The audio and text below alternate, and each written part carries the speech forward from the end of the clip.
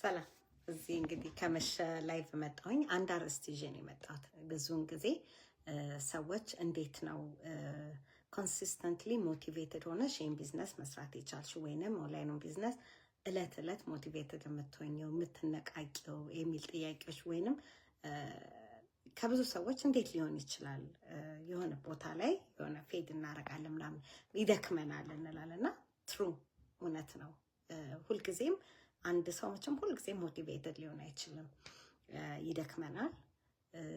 የተለያዩ ኃላፊነቶች በነገሮች በህይወታችን ውስጥ ይመጣሉ። ግን እንድንቀጥል ግን የሚያደርጉን ነገሮች አሉ። ለዚህ ነው ሞቲቬሽን ሳይሆን እንድንቀጥል የሚያደርገን ፐርፐዛችን ጎላችን ነው። እና አሁን ብዙ ሰዎች መነቃቃታችን ሲቀንስ አሁን ብዙ ሰዎች ይሄ ሞቲቬሽናል ስፒከር የሚናገሩት ጋር ይሄዱና ዴን ለአንድ ለሁለት ቀን ወይ ለአንድ ሳምንት ያህል ያ ሞቲቬሽን የሰሙት ነገር ውስጣቸው እስከገባ ድረስ ነገር ሞቲቬት ይሆንና አሰምሃው እየቀነሰ ይሄዳል። ስለዚህ ለምን?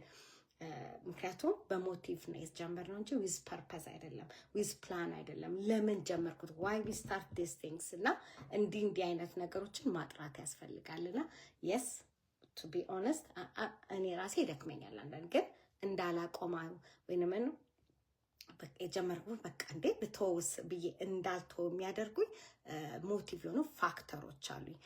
አንደኛ ቢዝነሱን ስጀምር የጀመርኩበት ሪዝን አለኝ። ዋይ አንደኛ ለልጄ ብዬ ነው አይደለ?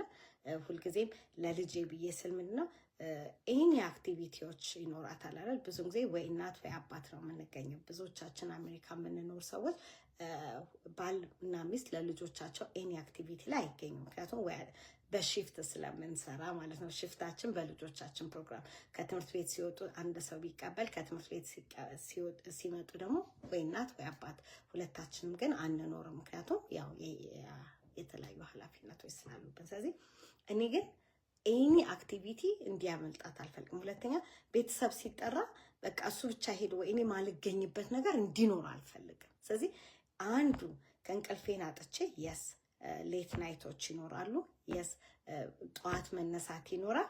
ግን ያንን እንዳደርግ የሚያደርገኝ ምንድን ነው? ለ2-3 ዓመት ይህንን ጨክኜ ብሰራ አሰ ፕላን ቢ የጀመርኩት ፕላን ኤ ሊቀየር ስለሚችል። ሁለተኛ ሌጋሲ ላይ ነው ማተርፈው። አሁን ብዙን ጊዜ የምንሰራውን ስራ ወይም ደግሞ ቢዝነስ ትራዲሽናልን ብናረግ ምናምን ለቤተሰብ ማስተላለፍ ምናምን አንችልም አይደል? ዲስ ቢዝነስ ግን እኔ ያስኩትን ነገር ለልጄ